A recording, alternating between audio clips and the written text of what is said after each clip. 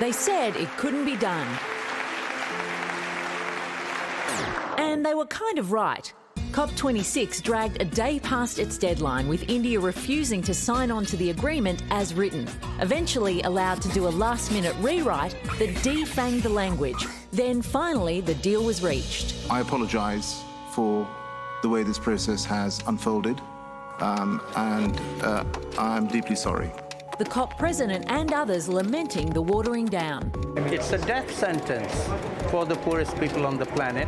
And not only that, the polluters are saying, to hell with you, we don't care, we're not going to give you a penny. While others saw the agreement as a win. We are, in fact, closer than we have ever been before to avoiding climate chaos and securing cleaner air, a safer water and healthier planet. But while the goal of 1.5 remains alive, the emission cut pledges only get us to 2.4. So the summit ended with an agreement to set stronger pledges next year. On the whole, I think that this it's a meek, weak outcome that doesn't meet the moment of the climate emergency. I don't think that the youth activists and the Indigenous peoples are going to tolerate another COP like this. Australia's role at the summit has not gone unnoticed despite our best efforts. Angus Taylor took off halfway through, and our expansion of coal and gas earned us a colossal fossil award by the Climate Activist Network.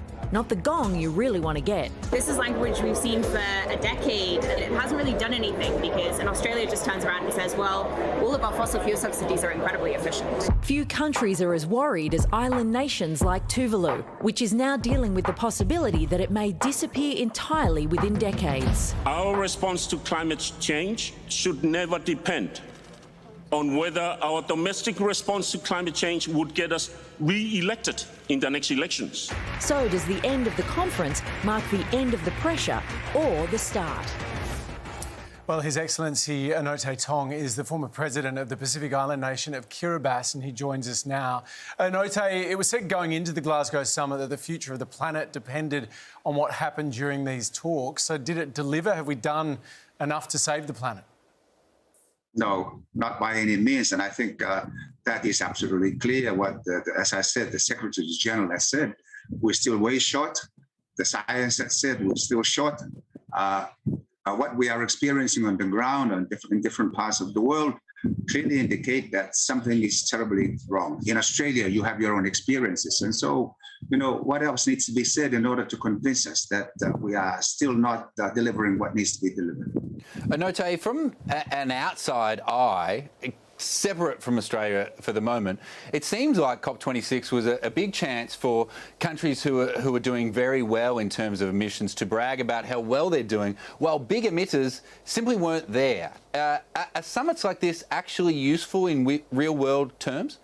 I don't know. I've been attending these conferences for years, and I've come to the conclusion that really there is no real will to address the issue. And the governments that we hope will be able to deliver are not able to deliver because it may be they don't have the ability, the capacity to deliver. But it's really the corporations that are doing this that we need to address. We need to address our communication to.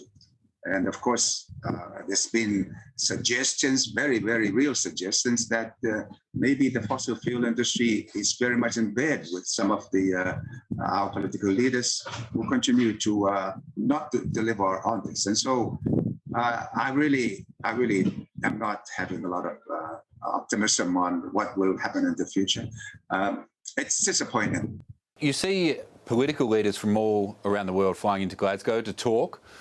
I feel like more and more as time goes on, this is less on our political leaders and more on our private industry. Do you agree? Oh, I do. And I think your example is in your own in Australia itself. I mean, we've seen your state governments doing much better than your federal government.